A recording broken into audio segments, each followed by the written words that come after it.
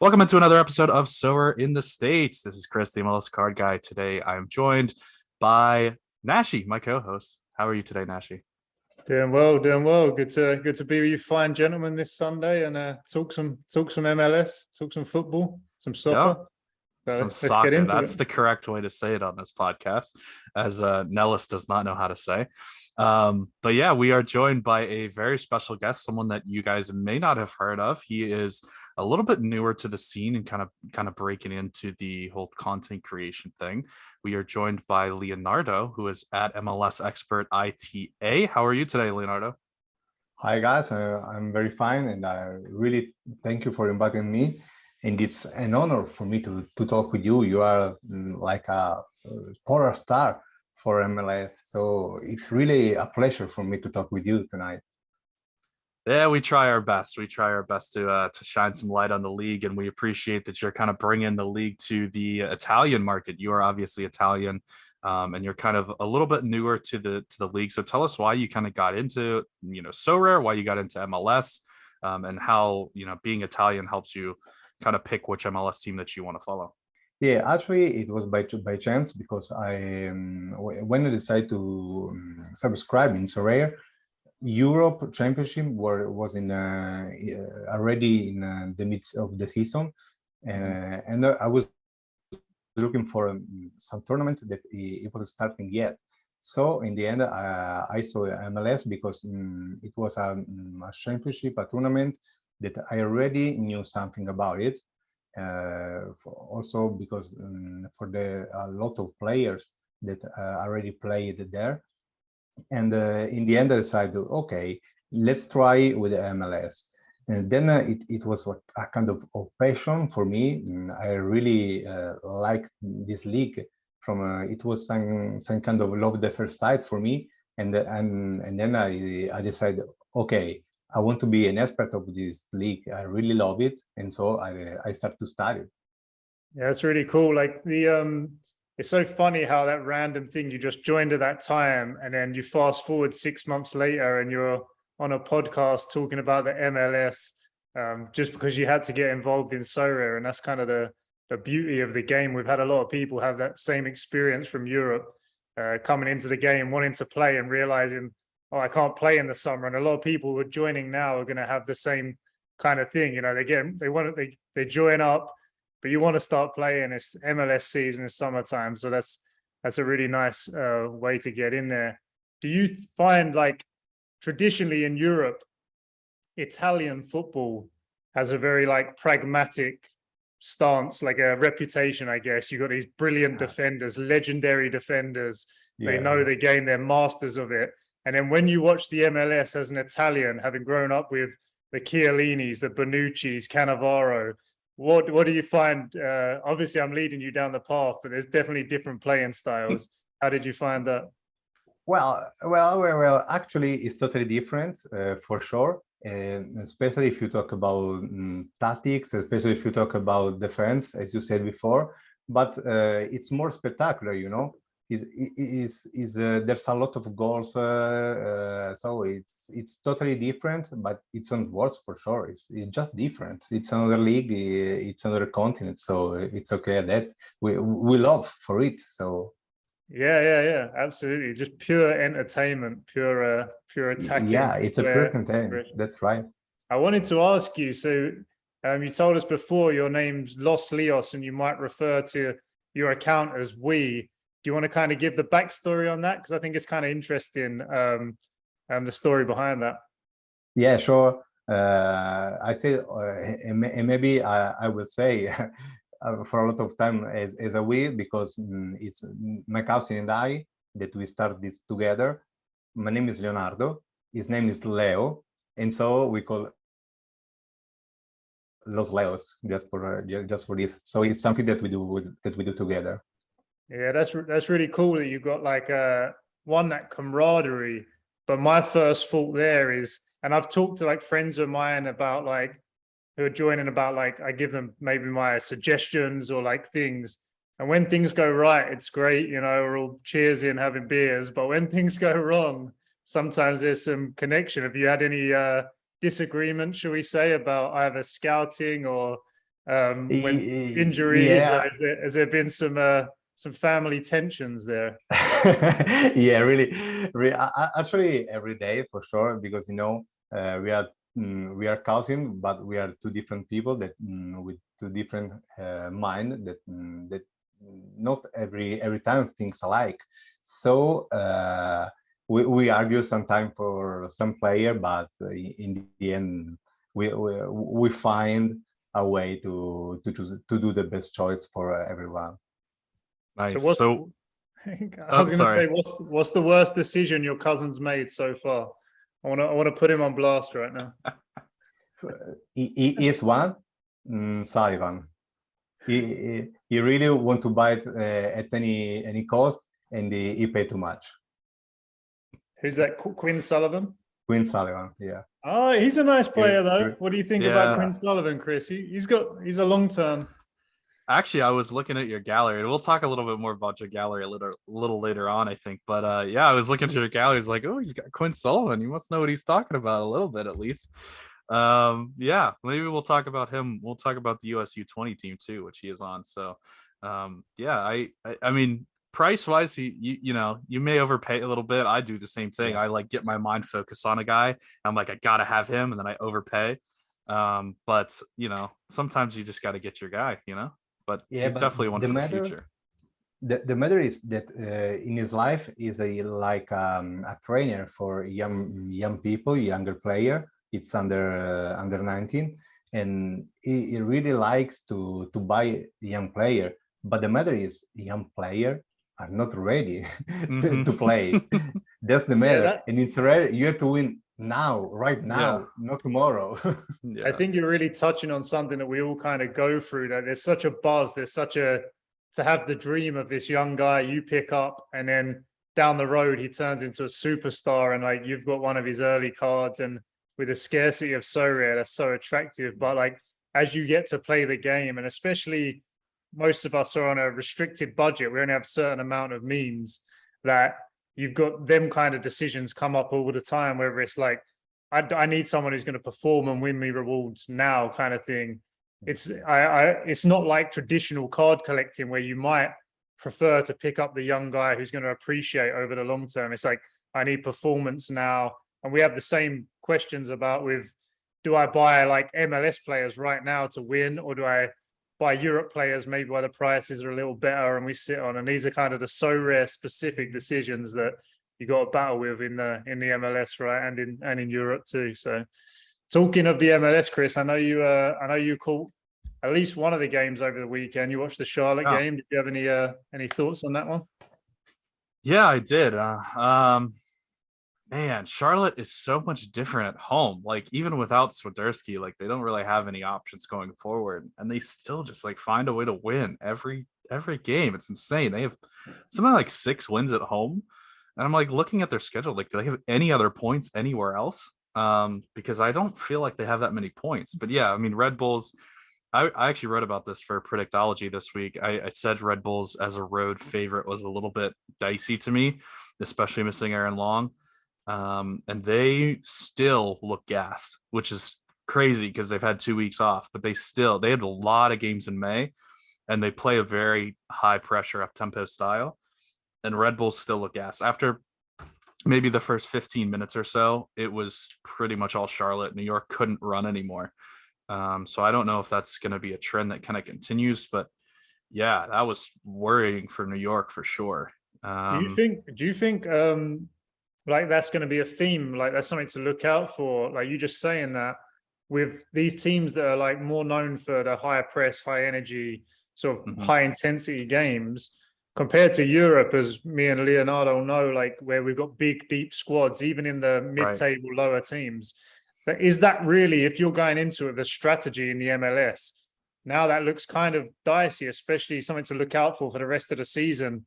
These higher press teams maybe start to tail off a little bit, and we can maybe see that in the market too. Maybe you want to get rid of some of these New York guys, especially the ones who are the midfielders and such that were balling early. Frankie Amaya comes to mind.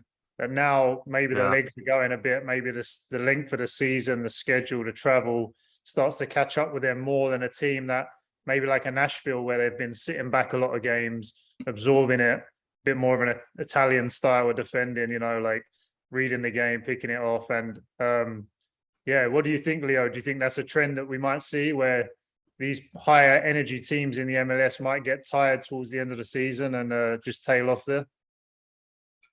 Well, it depends. You know, it's totally different strategy. Actually, a bit scared about something that you said before, because you said that maybe people want to get rid about Red Bull cars, especially in the mid. And actually, I was thinking about buying someone like Morgan. And so now I'm just scared. I don't know if I have to buy or not. So I What gotta would you say? defend my guy Lewis Morgan a little bit, because I did just buy him. Actually, I might have been a trade. I don't remember. But yeah, I just picked him up onto the squad, and I'm actually very excited about it because I think he is underpriced. He was so good a few years ago, and then last year in Miami, he was so bad that people think that he's not, you know, kind of an all-star type player, but he is a legitimate best 11 player in the MLS. And that system is so perfect for him. He is going to rack up so many points, and he has been racking up so many points this season. Yeah. So I don't necessarily think that they're going to, you know, fall off the face of the earth like San Jose does. It seems like every single year under Matias Almeida. Like for a few years, they were one of the best teams in the MLS for the first half of the season, and they wouldn't even make the playoffs. Like it was wild how much they would fall off. New York doesn't typically do that because New York is the other team that has always played this style of system, and they're always pretty good in the regular season. So I don't know that they just fall off. My point was more short term. It was more, you know, they played 7 games in a month, and with that style and with basically no backups. So it's rough when you kind of get there, and they were really excited for the international break, but it just, I don't know if they got enough of an international break. They honestly probably needed the full like 3-week break as opposed to just a 2-week break. But yeah, I mean, with a guy like Amaya who hasn't proven himself before and just had a good start to the season, I'm a lot more skeptical of him because he was always kind of considered a bust, being the number 1 overall pick and then really not doing very much in Cincinnati, being traded to New York, not really having a great first season in New York. And then he just kind of goes off for a few games at the beginning of the season. I'm a lot more skeptical of him than I am of a guy like Lewis Morgan, who's kind of proven to me that he is a legitimate, just talented player. And he's not even old. I think he's like 25 too. So yeah, definitely one that I was excited to be picking up because for some reason in my mind, I thought his price was a lot higher than what it actually was. Yeah, when you watch Lewis Morgan, he's a brilliant player too, and I just look now and I was surprised too. There's one on the market for under 0.2 for a rare card, which is really nice value. I guess my question would be, if you were like the GM of say DC and you were getting a new manager come in, and one of them offered you, all right, we're gonna really play higher press, higher tempo, but you already knew the restrictions of the league in terms of depth, would you consider that into sort of your overall landscape of the MLS now? Because it's something that you don't really see in other leagues, where like you see it a little bit with fixture congestion, but you've got like Liverpool have played 60 odd games a season and they're pressing every game because they can, but that's just not really an option in the MLS because you haven't got the depth on the bench, like you say. So yeah, that's an interesting thing to think about and something I think to keep an eye on for the rest of the season with the Red Bulls. Yeah, for sure. It's something to kind of keep an eye on. But I mean, there's positives and negatives, right? Like if you press, you're probably going to do better short term. You're probably going to have games that you win that you shouldn't win against teams that are more talented than you. You can beat teams more talented than you. And also, there's always the consideration of, well, are we really trying to win an MLS Cup, which I don't think pressing would be the way to do that generally. Are we really trying to win an MLS Cup, or are we trying to be entertaining and sell tickets and make money, which is a lot of teams, that's what they're trying to do, is trying to make the most money. And if you are a pressing team that's scoring a ton of goals and that, like we talked about before, MLS is a spectacular league, as Leah said before. Yeah, I mean, if that's your goal, then maybe pressing is the way to go because you'll be a lot more entertaining that way. That's for sure. Talking of entertaining or not, did you guys catch the Nashville San Jose yesterday? Did you see any of them highlights, Leonardo? Yeah, actually, I didn't watch the match. I just watched the highlights, and but as I told you before, when we're just talking, yeah, what I say is that if the match is gonna to be played another 10 or 15 times, is Nashville is gonna win. I don't know how Nashville didn't get the match. Really, it was really strange. A lot of shoots, a lot of saves from the goalkeeper. So really, it was for sure an entertainment, but it was a nice, really nice to watch. Yeah, Chris, do you think that's a concern for Nashville? Is their firepower? Obviously, they got Haney Mukhtar, Sapong does what he does. Liao's out right now. But do you think if you're a Nashville fan, that's something you start to get worried about, where you sort of have control of the game, but the extra 2 points that a good attacking player might pick up by nicking a goal or two in a game like this, is that going to add up over the season? Yes, it will. But that's how Nashville's set up. That's what they're built to do, is to defend and be very solid at the back and not give up goals. And Hani Mukhtar is going to come up with moments of magic at times, and Sapong is going to do some things. Would they like to have a great four attackers up top to score a ton of goals? I'm sure they would, but when it really comes down to it, when you're talking about, this league is not set up like other leagues. In Serie A, you play the entire season and whoever has the most points wins. In MLS, you play the entire season and the top half moves on to the playoffs. And that's what really matters here. That's what Nashville's set up to do, is to make a run in the playoffs. When you're not giving up any goals, the only way to lose in the playoffs is on a penalty shootout, which they've lost 2 years in a row on a penalty shootout, I believe. So, I mean, you kind of have to get a little unlucky to lose.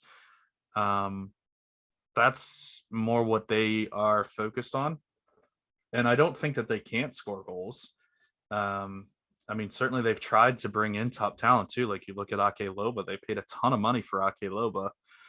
It just hasn't worked out, They tried to bring him in from one of the teams in Mexico. I forget which team he came from, but he can't break into the starting lineup. And that's sometimes how it goes. You once you spend that kind of money and you have that kind of contract on the books, you don't get to go and buy another one the next year. Like, if Liverpool goes and buys somebody, or I guess Liverpool's a bad example because they never do this, but if Liverpool goes and buys somebody and it doesn't work out, the next year they just go and buy somebody else, because they've got money to burn. There's no problem there. Should have used Manchester United as an example there. But yeah, like the transfers are so huge and so impactful, and if you make a big blunder, like it looks like they've done with Loba, it can have a ripple effect for a while. Talking of transfers, we have an Italian with us today, and we've got some big Italian players in the MLS over the years. Some come in and some speculation. What are your thoughts? We've got Chiellini and Insigne on the way. Leonardo, there's been some other rumors around the league. What is your general look at the landscape, and how excited are you to have some Italian legends, some stars in the MLS now? Yeah, really, I'm kind of curious. We'll see what they're gonna do.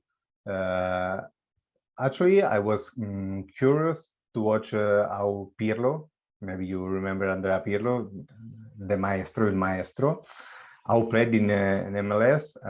At time, we didn't. There wasn't a way to watch a lot of match here in Italy. Now actually it's quite easier. The only thing is that you don't have to sleep at night, because here is night when in MLS are playing. But if you want to watch, there's a way. When Pirlo was in MLS, wasn't like that. And talking about Chiellini and Insigne, are two players that really can make the difference in their role.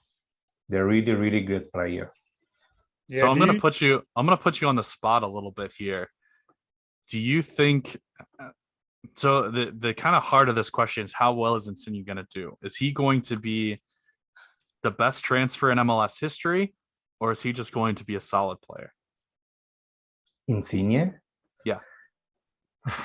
Ooh, if could be the best one, actually, I don't know. What I can tell you, it's a great player, really good technique. It's a Europe champions. He won with the Italian a few months ago. But actually, in my personal opinion, it's not a champion. It's a talent guy, but it's not a champion. For example, if you compare with Pirlo, for me, they are playing two different sports. Really, is different, but for sure, Insigne is it's a great player. I don't know if it could be the best one, the best ever. Actually, I don't know. With Sorare in mind, would you take? Do you think Insigne will outperform? Maybe you're saying he's if you're winning European championships, he was a protagonist in the team. You can give him a world-class tag, but then there is a jump to the Andrea Pirlo's of the world. I understand what you're saying there, but almost if I'm looking at it from Sorare now, that position, playing an attacking position in the MLS with the technical ability he has, the set piece ability, I've really sort of put my balls on the table and said, I think Insigne is going to just put up great scores for Sorare specifically. And I'm pretty excited for him to get out there. Yeah, for sure. If you're looking in sort of perspective, yeah, for sure, it will be a great player. Yeah, I totally agree in that. Yeah. Let me ask you this one: if I were to give you the choice between the two, would you rather have Insigne or Carlos Gil for the next 3 years? Insigne. Interesting. That's why? At the same price, or like, do you think, if you could clone an Insigne midfield card, because you can get 2 Insignes for sort of the price of Carlos Gil. So maybe if you could get like, however Insigne averages, get the same clone as a mid as a different guy, is he worth half the price of Gil? I think he's gonna outperform. I think he was trading around an ETH, which is, I think it's some good value there, but there's so much unknown, like we're saying, that's why we're talking about it. But like I said, I think he's gonna have an impact in the league. I know you're more skeptical, Chris. What are your concerns? I mean, Heel has been here for a number of years, so he kind of knows the league. He knows the travel, and also Heel puts up just absurd numbers, just absurd, like AA scores for days, and then he also assists or scores just about every game. Yeah, I mean, obviously, there's more value in a forward than there is in a midfielder, so Insigne would have more value there. But is Insigne going to put up, an average of 70 plus per game? I don't. It's going to be tough. I don't think that. I'm not going to back anyone against Carlos Gil because he's just a bit of a joke on the game. And but at the same time, do you think, I guess the question should more be from an investment standpoint, do you think there is a world where he can match what Carlos Gil's doing? And I do. It might not be, I don't think it's guaranteed that any player to do it. He's literally the best player on the platform. But I think there is a world where Insigne can get close to that. And he's obviously a bigger name. He's got the contract 5 years and he's a forward card. So yeah, I don't think he would be a bad pickup at all. Let me ask Leonardo something. With his role, with Insigne's role, because Carlos Gil is like a center attacking mid. He's always got the ball at his feet. He's always, picking out passes, that kind of thing. My view, and I've not watched a ton of Serie A, but my view has always been Insigne is more of that speedy winger type of player that can kind of get on the end of stuff and kind of finish more. And he's not as creative in a force. Certainly he's got technical ability and he can create. But my view was always more that Gil is more of an attacking mid, whereas Insigne is more of a left wing. Is that accurate? Is that not accurate? And would that stay the same when he gets to Toronto, or would that change, you think? You're totally right. you're definitely right. And he play more in the side as a winger. Yeah, really. There is a lot. It's a technical player, but he also does a lot of goals in the end of the season. My only concern is about Bradley in Toronto. In Toronto, what is gonna do? Is gonna change the system, or will remain the same? Also, because if I think about Toronto, I don't think just about Insigne. I think about Schaffensburg, Ruti, Nelson. Actually, all of them are talented players with they're playing almost in the same position. And so Yeah. I think what is going to do Bradley with all of those players? And I don't know. I really want to see what he's going to do. Really. Yeah, Well, I'm interested. we Yeah, go have ahead. the whole Bob Bradley with Carlos Vela thing from LAFC as kind of, I guess, a roadmap or an example of what is possible. And certainly, well, let me ask you: do you think Insigne is I don't want to say more talented, but do you think Insigne is a better fit for that system than Vela was? Yes, because I think that Insigne it can fit better, also because he can play in a different role. In the last years, he played in three as a winger in the attack position, but also he can play with just another attacking, so he can fit very well. Yeah, I mean, he, like you said about the different styles of play, but he really is such a. When I watch Lorenzo Insigne, there's not many players you can say are similar to him. Maybe like I almost look at him more of a Jabala than like a speedy winger, because when he has the ball at his feet, he's making through passes from deep. He's keeping the ball. He's really slows the game down, knows when to speed it up. He's a really clever, unique kind of player that you don't see in the game too much anymore. And where I have started seeing them kind of players is since I've been following the MLS, these number 10s that we talked about last week. So that's why I think with his game and from what I see of it, I'm really bullish on Insigne. But yeah, we can move on. I had a question. I saw earlier in the sort of transfer window, there's a lot of rumors now going on in the MLS. Do you think there's any more Italians that are going to be coming over? We spoke about Crescito, Mertens is going to be a free agent. They're guys that have been linked with the MLS in the past. Is there anything that you've heard over there that about transfers? Yeah, hired that Crescito. There's also was followed by Toronto, and actually Toronto was looking for a defender player, and they were looking for Crescito or Maciello. That is another player, another defender. But rumors says that maybe it's more certain Crescito than Maciello. And Crescito is a player that really Toronto needed for me, in my opinion. Yeah, I mean, they could fit very have well in MLS. Yeah, and they have a lot more problems at the back than they do in the front anyway. Like they have some talented attacking pieces, but not really as much talent in the back. I mean, they have Salcedo, but he's just not.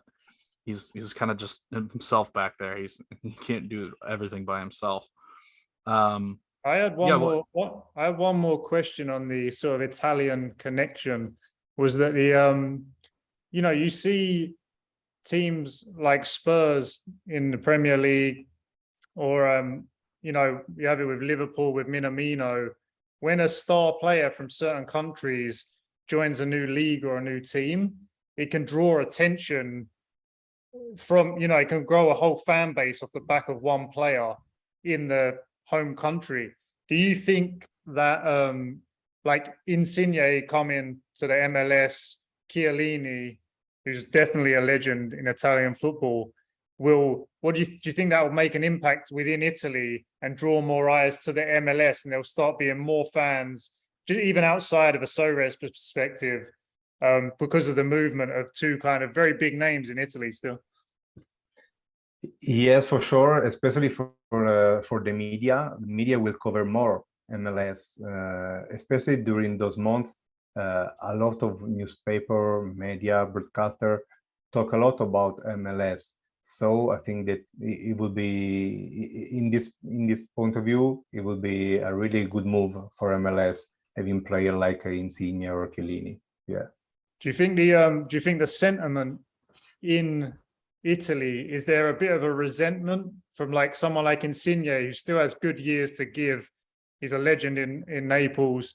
You know, is there like a bit of resentment that he's sort of going over to the States and it's a bit dismissed? Like, what's the general feeling from fans in Italy about players kind of still in the national team setup, making a move like that, where maybe they see it as money oriented or whatever? Is there a bit of a kind of pushback for the players? Yeah, the first thing that people think is he did for money, yes, for sure. But actually, if I have to see the whole picture, it's not like that. For sure, money matter. It was something that really was really important for him for the choice, but wasn't everything. Insigne played in Naples. Naples is totally different city from everyone in Italy. There it's something like a state. Is not just a city, you know. And if you play in Naples, all people loves you. You are kind of god. And if you play there, you cannot play everywhere in Italy. If you are growth there, if you are a man of the people. And actually, if you want my opinion, it was the good choice for him, also for the career, but also for the move that he did, because now he landed in a totally different culture, and it's really good also for him. Yeah, that's interesting. There's them clubs like we keep talking about Liverpool, but like that reminded me of Steven Gerrard. And I heard him on an interview recently saying that he could have still probably played at a lower team in the Premier League or like a different team in England. But part of his decision making was that he couldn't play for another British club outside of Liverpool because it's the same thing, the sort of passion, the whole city. It's a family, you know, it's in your blood. And at that point, I get what you're saying now about Insigne. If the fans are like, well, his choices were either to leave and go and play for a different Serie A team, he's almost taking the higher road by saying, no, if I'm gonna carry on playing and it's not for Napoli, I'm gonna go to the States. So yeah, that's interesting. I didn't sort of realize that because I thought maybe, you know, you get a lot of footballers get criticism for following the money, but that's kind of nice that he's got the support there. I want to actually ask about another guy because your team is Juventus, right? So you Yeah. have definitely been following Gonzalo Higuain, I would assume. What are your thoughts on that whole situation? Is he, is it like a motivation thing where he just doesn't care enough, or why is he, not in the team or not kind of dominating the way that a lot of people thought he might? Yeah, so Higuain has to do a choice if he wants still to be a soccer player or not, because actually it's just a matter of mind. It's a mental thing that is not playing very well.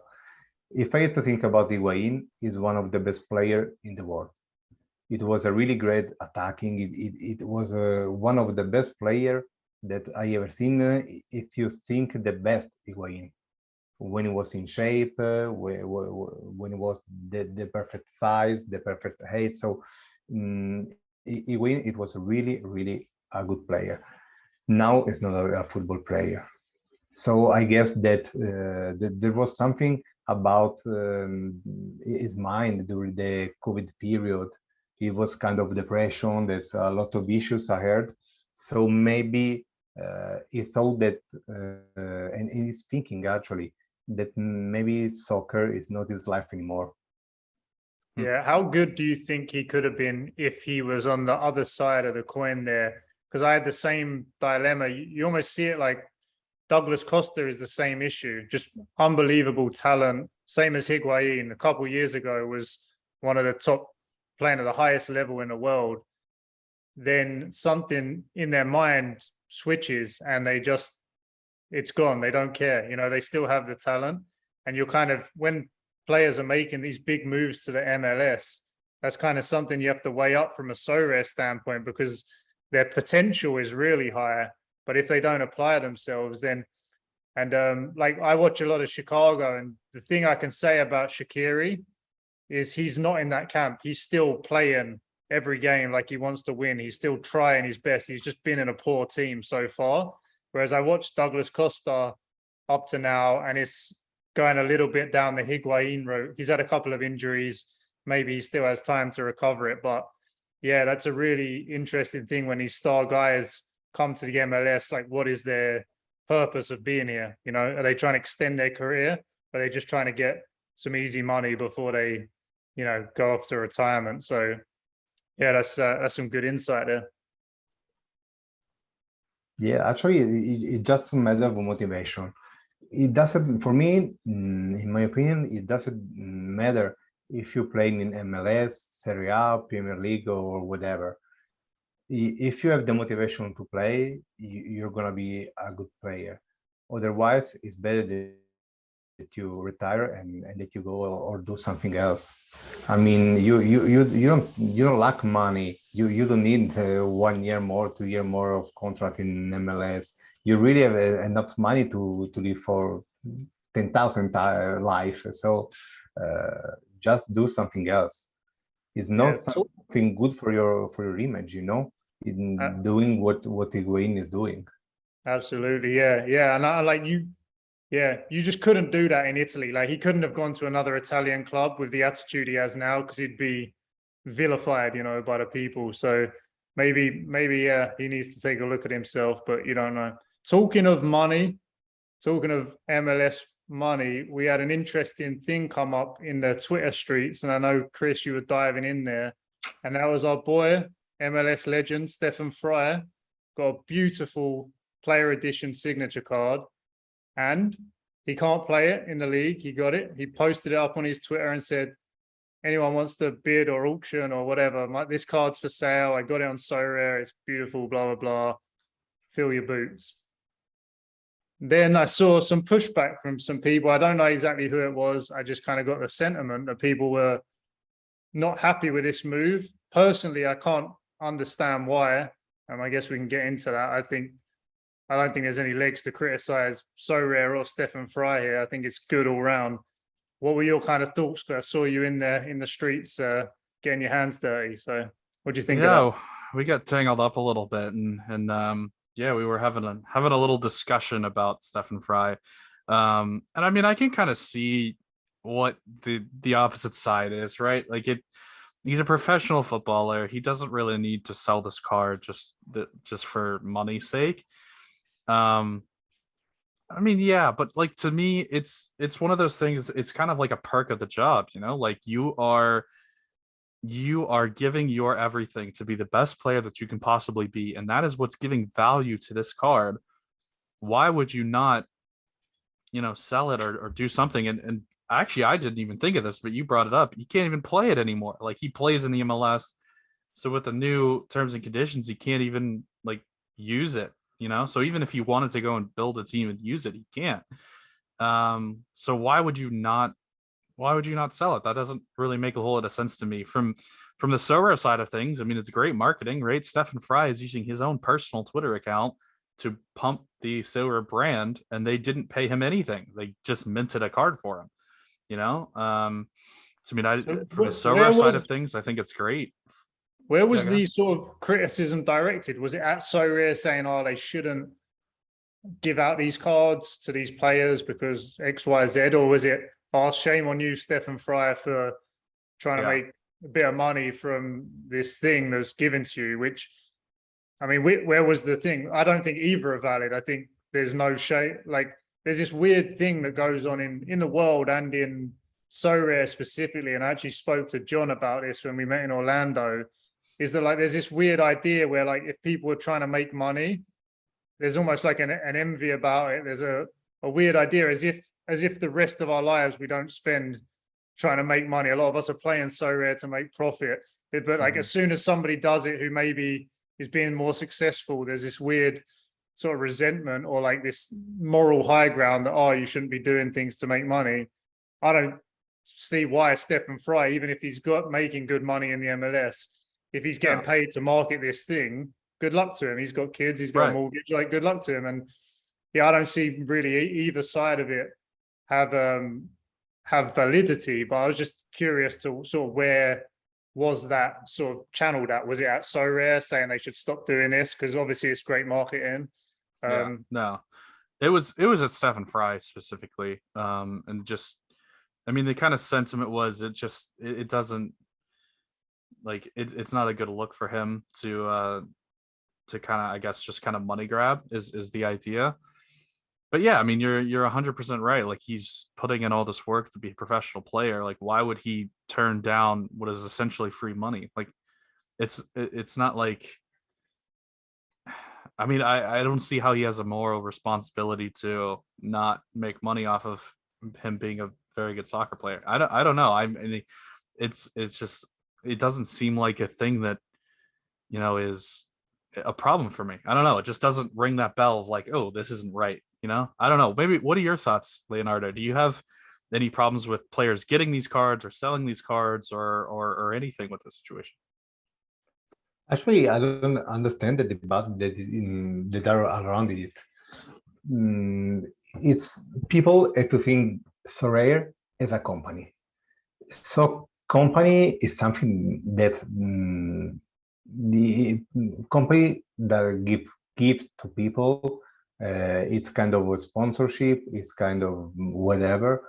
And for the company, it's advertising, it's marketing, and then for the Stefan Frey in this case, it's something that belongs to him. So he can do whatever he wants.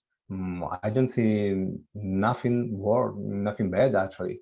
For me, it's something normal. I don't see nothing bad at all. Yeah, absolutely, and it's smart because you give Stefan Fry this card, and he has the ability to sell it and make some money, right? That costs So Rare nothing, right? But maybe Stefan Fry has his teammates on thing, and they say, "Oh, what's So Rare? Oh, you just made 5K or whatever."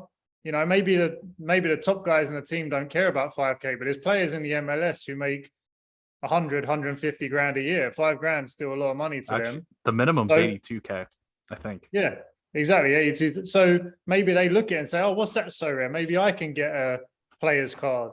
And then that's more marketing. It's free marketing for So Rare. And at the end of the day, free marketing for So Rare is good for all of us, anyone playing the game. So yeah, there's not too much to be said there. It was just I saw you were in the mix there, Chris, and yeah, I think it's kind of a ridiculous idea. But so there's one other kind of distinction here, and one person said that, like, if you're going to sell it, then you should just list it on So Rare and you shouldn't promote it. Is there an issue between, like, is that different for you, where, you know, if you want to sell it and make their money, fine, whatever, you can do what you want with your own card, but don't like promote it on your own social media channels to try to, you know, drum up interest? Is that kind of like pumpy for you, I guess? Is there an issue with the promotion of it itself? No, for me, no. What's the difference? It's like, you know, if you're selling anything, you want to get the biggest audience. His fans are going to be the main market in his eyes. You know, he might not understand fully what So Rare is. He's got a piece of memorabilia from himself. Who's going to want to buy it? His fans. If he's going to sell it, you might as well give your fans the opportunity to either get involved in So Rare because of this, or just to have the collectible. I mean, it just makes perfect sense. There's a non-issue, but it has been brought up a few times, the way that players have dealt with their player cards. And I guess, yeah, now it's come over to the MLS, so it's interesting. But like I said, I'd like to see a lot more player cards. I want to see a lot more players on the game. It's such a cool and unique aspect to So Rare that you have these world stars, MLS stars interacting with the game, with a platform. And I don't think we should do anything or have any sentiment that sort of inhibits that or turns that away. So yeah, I mean, it's just an interesting one. I don't get involved in the drama myself, but I saw you champion the cause, and I think you're on the right side of it there, mate. I don't know. I don't really I don't have a huge strong opinion either way. I just was kind of giving my own opinion. I don't it's not like I think anyone else is, super wrong for taking the side that they're taking, but yeah, I'm just trying to figure out where everybody's at with that. So yeah, that's kind of an interesting one. Let's talk about really quickly. Let's talk about the US U20 team, because this is actually something that is going to take a few guys out of commission here for a little while they go and play this tournament. The US U20, their first game is on Saturday, June 18th. That's next week. And if you didn't see, the roster came out. There's quite a few MLS guys in it. So I don't know. Should we just go through the roster and kind of say who's coming out? Because I think this is like a 3 or 4 week tournament where they're going to be away for their clubs for quite a while. Yeah, that's a bit of a sleeper. I didn't even know that it was overlapping. So maybe there's some guys I have that are playing. So yeah, I think we should do a bit of a PSA on DMPs. Yeah. I think that's a There you go. help. So goalkeepers are Chris Brady and Antonio Carrera from the Dallas Academy. So neither one of those guys start. Noah Allen from Inter Miami is in this. Brendan Craig, Mauricio Cuevas, Marcus Furcanius, Michael Halliday, and Jalen Neal are the defenders. The midfielders are where you start to get a few guys that can kind of contribute. You got Paxton Aronson, Alejandro Alvarado Jr., Caden Clark is on this team, Daniel Edelman for the Red Bulls, Diego Luna, who's a new Real Salt Lake player from USL. Jack McGlynn from Philadelphia Union is on this team, Rokas Pukstas, Nico Tsakaris, Obed Vargas is a big one for Seattle. He won't be there. So that kind of opens the door a little bit for, Danny Leva and who's the other midfielder that they had that's really young, that Vargas won't be there. And obviously João Paulo's already out. And then the forwards, a guy that we kind of talked a little off air about, that he's kind of coming on. Cade Cowell is on this team. Quinn Sullivan is on this team. And then Tyler Wolf from Atlanta United are also on this team. So there's a lot of talent on this team for sure. I know their first game starts on Saturday. And then I know they're going to play the next week. They have games scheduled, and then they'll play, I think, a semifinal and a final maybe. So it'll probably be like 2 or 3 weeks that they're away from their club, is what I'm guessing. I'm just realizing Leonardo's gallery is going to be absolutely decimated by this. You got a few of them guys here, haven't you, Leonardo? You got a lot of young MLS talent there. What was your kind of thought process behind that? Yeah, if you just seen it for the first moment, yeah, maybe it's something good. But actually, when I saw the roster, I was really happy, because I saw that I have actually 2 players that they can be the stars of the futures of USA. So really, I really was happy. I was just I kind of surprised about Vargas, because also I thought about Daniel Leva, that maybe could take the place, but there's a lot of, and one other player that I really like is Paxton Aronson. Really, for me, it's a great player. It would be a good one in the future for me. Yeah, and I think the 2 Cades, right? Cade Cowell and Caden Clark also are obviously very big, both on the platform and in the whole US youth setup.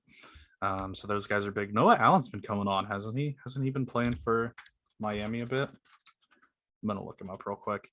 But I feel like when we talked to Alex that she mentioned Noah Allen, and he hasn't played in a while.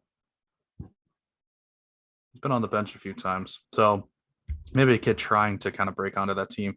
But it's a really important tournament for the US U20s. They qualify for the World Cup next summer if they get to the final, I think it is. And they qualify for the Tokyo Olympics, which we have not qualified for the Olympics in quite a while, if I'm not mistaken. So this is actually a pretty big deal. Yeah, just something to keep an eye on. And I know, talking about your gallery as well, Leo, you have a few guys that are big prospects, but you also didn't pay a ton for them. You kind of got them on down prices. Like Cade Cowell had that drop, and I picked one up, and actually I've already sold him. I've already taken my profit on him. but you picked him up at a nice price there. You got Quinn Sullivan when he was a little bit lower. You picked up Robbie Robinson pretty low. Is that kind of where you focus on trying to get good young players that are maybe in a dip or maybe not playing, or is that something that you consciously do, or is that just kind of how it's worked out for you? We have we are like Gemini. We are like twins. We have two different strategy. The one is looking the future, and one more in the moment. People like Leiva, Sullivan, Cowell are looking at the future, and maybe are player that will keep for a while, and we'll see what to do in few times. And then the other strategy is the one that is look at the moment. We have player that can do a lot of points right now, that are starter. So yes, they are part of the strategy, but we don't have just one strategy, but we have two. Yeah, you have like we have Francisco Calvo, you have Christian Roldan, Musa Dembele. So you have a few guys who can really put up some points. What about Alex Bono? You have him on your squad. I see you also got him at a really good price. Are you, I don't know, fearful of this transfer window with Alex Bono? Do you think he's going to keep that Toronto job?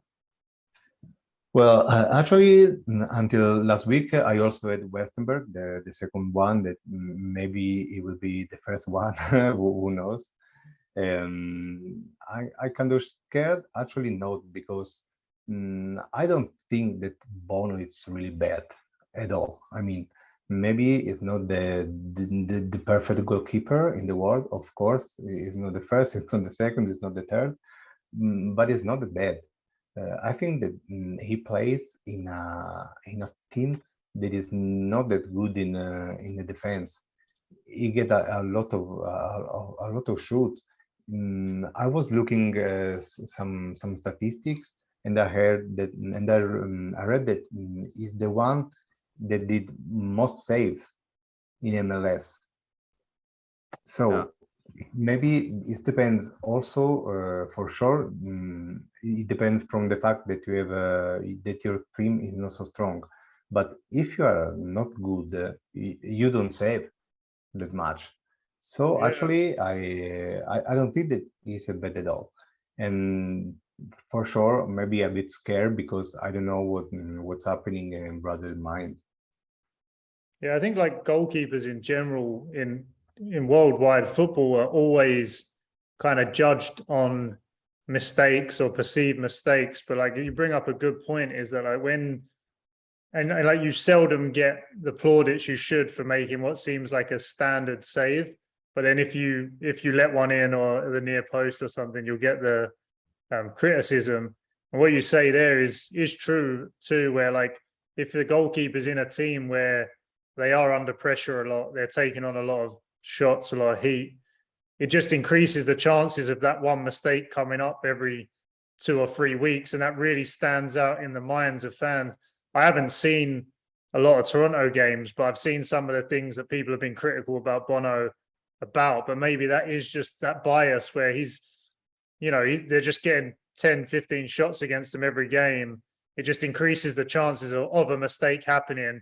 And then everybody really weighs a lot of weight on that mistake. So that's interesting to hear from someone who's watched more of their games, that maybe it's not all as bad as kind of the narrative is being spoken about so far. So yeah, I think the same kind of thing applied to Alec Khan at the start of the season too, because Cincinnati was just shipping goals for fun, and that was a lot of that was not his fault. And obviously he had kind of broken out of that, I guess, a little bit with the Atlanta game, and then immediately gets hurt. So it's like, we still don't really know how great he's going to be. But I have so many people, and maybe this is a thing, maybe this is something where people are just trying to like manifest what they want to happen. But so many people have asked me if Celentano can keep the job, and it's like, yeah, you'd love to have another U23 goalkeeper kind of keep that thing, but I mean, the plan is always, Khan first and then Celentano later.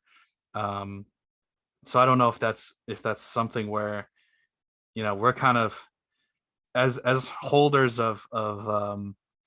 as holders of guys like Bono, are we kind of manifesting that we want him to stay, or is it as someone who wants to try to get a goalkeeper, which is the majority of people trying to get a goalkeeper? Are they going to buy someone who's going to take Bono's spot, and I can go and pick him up before anybody else kind of figures it out, you know? So I think a lot of times we also have to kind of keep in mind what we want to happen is doesn't necessarily happen. Like, it just because we want it to happen doesn't mean it will happen. So yeah, just when you're talking about, you know, people taking other people's jobs and, you know, transfers in and stuff, try as hard as you can to look objectively at it and say, you know, does it make any sense for this kid that they just picked in the draft who started, you know, 3, 4, 5 games to take Alec Khan, who they just was their very first signing when the new GM came in. They went and got Alec Khan, who's 30 years old. Does it make any sense that he would take his job based on 4 or 5 games, you know? So that's just something to kind of keep in mind as well as we kind of go through here. And I guess that kind of leads us into kind of our last thing that we can wrap up with is just kind of the state of the MLS market.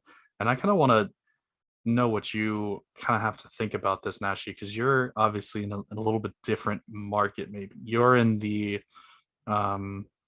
you kind of play the game more to win and win rewards, whereas I kind of play more to trade. Do you think that now is a good time to buy MLS? Do you think, you know, with everything being over the summer and nothing else really is going to, once Nations League is over, there won't really be any other players on the platform? Is this like a good time to pick up a team, or do you think it's already too late and the prices are too high and it's just going to come crashing down? Well, I think it's what we were talking about with the different strategies. It really comes down to what your strategy is. For me, when I've been talking to you about some of these higher end cards, which are there to win, I'm looking at their return over 2 or 3 seasons. So I'm not too worried about the short term. Like, I expect maybe MLS comes back a couple of weeks in, prices go up because there's a bit of FOMO. There's people want to play. It's back in. It's still, even though it's only 6 or 8 weeks, that's a long time in the so real world. That maybe there'll be a little bit of a steady thing. But then obviously as Europe comes back, MLS prices are going to go down. So if you're a trader, you might just take it now. I don't think it's going to get too much higher other than individuals who hit crazy form or something. But if you're in it sort of for a long term and trying to win, that's where I've been thinking about building teams around cards like Insigne. And although I think Shaqiri's not going to do great this season, I think if they can figure it out in Chicago, his attitude, his player profile, like we said before, and his suitability for the MLS in terms of his set piece, his penalty kicks, everything, I think that them kind of players are going to serve me well, even when they can compete in a D3 when the European season comes back. So if you're, just to sort of summarize, I think there's opportunities now where you can pick up these potentially elite cards or for prices that aren't European elite card prices. And if you're going to be competing to win European cards with them over the next 2, 3, 4 seasons, then I think they could be a good investment. If you're trying to flip, I wouldn't bank on the whole market getting too much higher now. I think as the season approaches, it's going to get tighter. But I think that if you're playing Global All-Star D4 through D1, pretty much, the MLS has some really good value if you're trying to win, because it has them number 10s who can get 100s. You know, it's got a couple players here and there. You talk about Carlos Hill, he's still a fraction of the price of like a Kimmich, but he's a better card. So if you're playing D3 to win rewards, just makes a lot of sense, you know? It's not as glamorous maybe, but it makes a lot of sense. So yeah, it depends on your strategy, but I think the market will hold up for a bit. I'll be interested to see if there's a little bump when sort of the FOMO kicks in. But then obviously I think it'll tail off, which is only a problem if you're trading. But if you've got the long-term approach like I do, then you're not really too worried about it. Is there a strategy, Leonardo, that you've come up with? I know you've got the long-term strategy. So I assume you're not selling some of those young guys for a while, but I see you've got a couple of sort of older MLS players, a couple of Europeans sprinkled in there. Have you got a strategy in the next few months in regards to your Sorare account? Yeah, actually, I'm trying to buy in Europe. So my strategy is to try to make a team concerning Europe, maybe Champions Europe.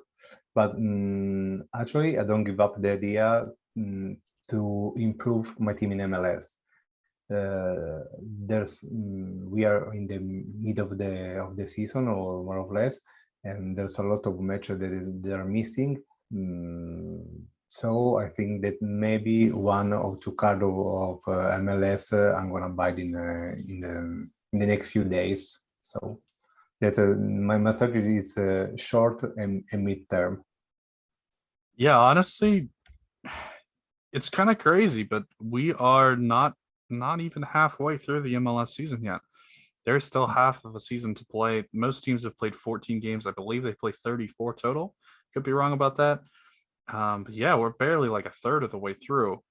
So there's still a ton of utility to find in MLS. You talk about trying to improve your MLS team. I know, and we've talked about Lewis Morgan as potentially one of those candidates. Is there anyone else that you have your eye on that that you think maybe is kind of going to break out over the second half of this season? Yeah, actually, there are players that maybe didn't do this bad up to now. I wouldn't, if especially if you think about Mora, Felipe Mora from Portland. I have in my gallery actually is one of the first that I bought, and but he didn't play for his injuries, and if he returns, I guess that he could be a very valuable player for Sorare, but for Portland too. And also Osorio, Leal are people that maybe at the moment are really low if you consider the price, and maybe a player that you can buy and that they can do a lot if you think about their potential. Yeah, you talk about Osorio and Leal too. Potentially, both of them have World Cup utility as well, so they may even get a few more games. Yeah, those are definitely interesting. And I've seen, actually, I have an Osorio, and I've seen the price kind of dropping. And yeah, I mean, I think there are some. If you kind of know where to look, there are a few decent little buys in MLS right now. Anyone that you have kind of your eye on, Nashi, as far as more like a high end type guy? I know we've been talking about Insigne quite a bit. Is there anyone else that you're looking at? Yeah, I mean, I have an Insigne, and I guess like my decision was whether I'm going to sell him at any point rather than if I'm going to buy one. I'm thinking of building out a D3 team and have my D3 primarily try and build an elite team with MLS guys. I was thinking about Pozuelo. He had a super rare up yesterday. I didn't go for it. I think the price was a little high, and I kind of want to see how he integrates once Insigne is there. And I'd like to know that he's going to sign on for another few years if I'm going to try and stack him and pay that price for an elite card.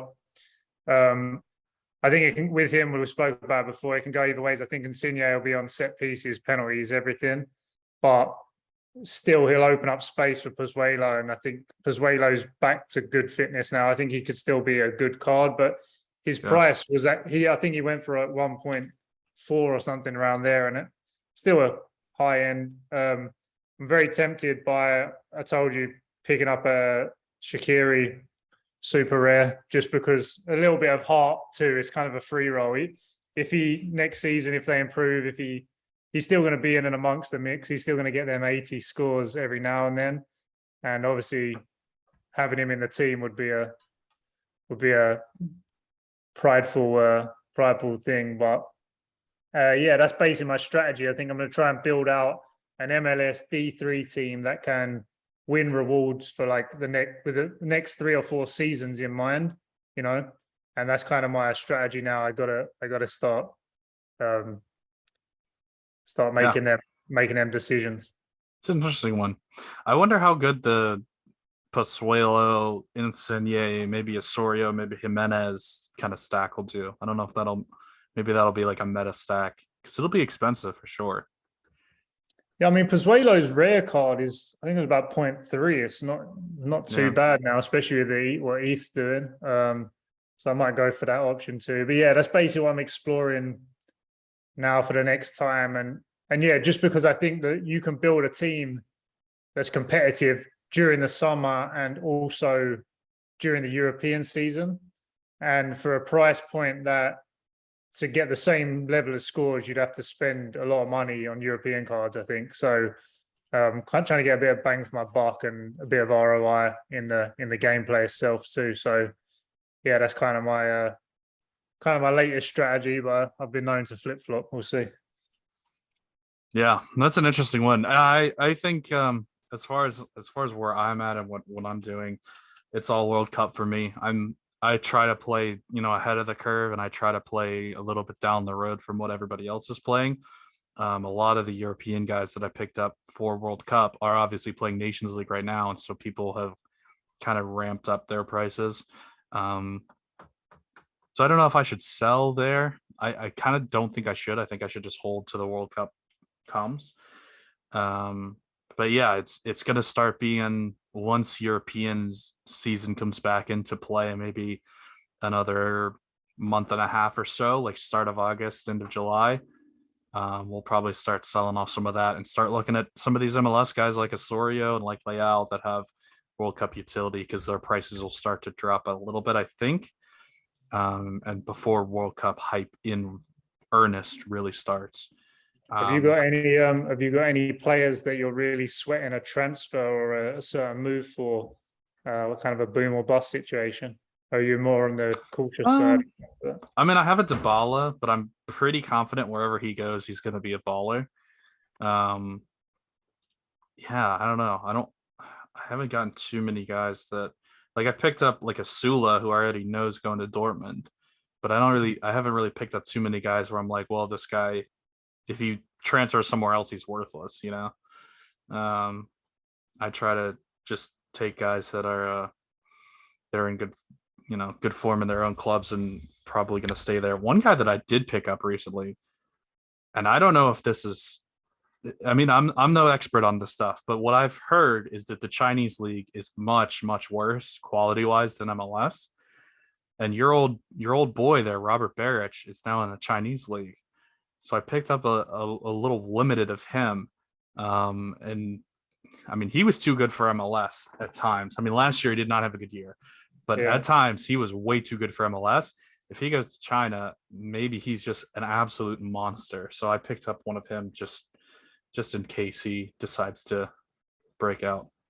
We'll see. He could just absolutely bag out there. But yeah, I mean, I don't know anything about the Chinese league either, but I assume it's not. I assume it's significantly worse than the MLS, so he could be a bit of a But I like picking up some of these guys that come from big teams and go to small teams. Like I have a nice little Zenit stack going. I've got Faro, who went from Benfica to some team in Croatia or something and just dominated the second half of the last season. So I definitely look for guys that go from like Barca to wherever, some random league. I think it's a little bit tough. It's something I've been dealing with lately. It's a little bit tough in the MLS off season to sort of navigate transfers. So I've been trying to find guys, going back to my strategy, that I know or I'm assuming they're just going to be in the league for the next few years. So like when you look at Insigne or Shaqiri, they've kind of made their big move. They've got their long contract. And I just assume with pretty good certainty they're not going back. So I can sort of model into the next seasons a little bit easier, where a lot of these mid-tier guys, you don't know whether they're going to go to some random European team, South America, into the abyss. Like it's a little bit more risky. Like a Pozuelo, if he doesn't renew, is he going to stay in the States? Is he going to go to Mexico? I don't know. It's a little bit more dicey. It's something we all have to navigate. Or even like with Leo's account, he's got a bunch of young guys. Like I'm looking at Shaquille Marshall already right now. Like, does he go to Liverpool and just become a bench player there, or does he go to Red Bull Vienna? Red Bull Vienna, Salzburg. It's Red Bull Salzburg. Does he go Yeah. there and just become an absolute monster for a few years? You know, like transfers are crazy. Transfers can make anything happen. It's How does exciting, how man. does how do you like handle that? Because you've got a lot, Leo, of guys kind of in your gallery that are younger that are potentially going to transfer. I mean, Cade Cowell potentially could move anytime. You know, if he gets hot, you know, maybe he moves. How do you view that? Are you going to hold through that move? Are you going to sell into that move? What's your strategy there? You know, young players are always tricky, you know. You don't know what is going to happen with them. For example, I don't have it, but if you think about Gara Flonina, for sure, he's a really great goalkeeper. He's young, he's a bright future in a great team. But if I have to think that he's gonna be one starter in Europe, I don't think about it. Yeah. So maybe for him, it's good to stay some years more in MLS. I don't have a strategy at all. It depends from the player. If the if the player can fit in the team that is gonna play, maybe it's something good. Actually, I was watching some. I was having a thought about Pepe because he's a great a great player for me. But I don't know if he did the right choice to come in Europe so early and maybe in the Yeah. team. If you're gonna in a team and you stay in the bench, maybe I don't know if you did the right choice. Yeah. Another guy like that on my team, because I actually bought a Pepe and sold him for a nice profit. But another guy like that on my team is Kevin Paredes, who just sat the bench at Wolfsburg the last half of this year. I was like, well, you could have stayed in MLS for at least one more season. Yeah. And I Yeah. actually thought he needed to stay in MLS development wise. I didn't think he was ready. But yeah, sitting on the bench in Germany is even worse. So yeah, that's an interesting topic. Anything else with this one, Nashi? No, I think that about wraps it all up, doesn't it? I think so. Leonardo, just what are your kind of things going forward? You're doing the social media, you're kind of being a bridge between Italians and the MLS. Do you want to just tell people about that? Tell them about your social media and your kind of goals with the content and stuff like that before we wrap up? Yes, thanks, Guy, for the occasion to do it. My account is Sorar Italian MLX Expert, and you can find with the at MLX Expertita. And really, you can find a lot of course, not at all, because MLS it's really huge league to follow, but you can find a lot of news about it. And it's something that we created, especially because there's not so much to find about MLS in Italian. So maybe it's a place in which you can find a lot of news about prediction, transfer market, and news in general. So if you are interested in something that is not in English, you can follow me, people. Yep, Yeah, you that's tweet out brilliant. everything in Italian and English, which I think is Yeah, kind of cool too. of course. So Yeah. obviously you can still follow if you only speak English, which most of our population I think does. But yeah, it's really great that we have that now Italian kind of language translation into the MLS, and you guys do a great job of covering everything and doing lineups and all that kind of thing. So definitely a good follow. Everything will be linked in the show notes for everyone to find you. Thanks. So I think that's pretty much it for this week. We really appreciate your time coming on here, Leonardo, and you guys have a good rest of your week. All right. Cheers, boys. Take care. Thank you. Bye, guys. Bye-bye.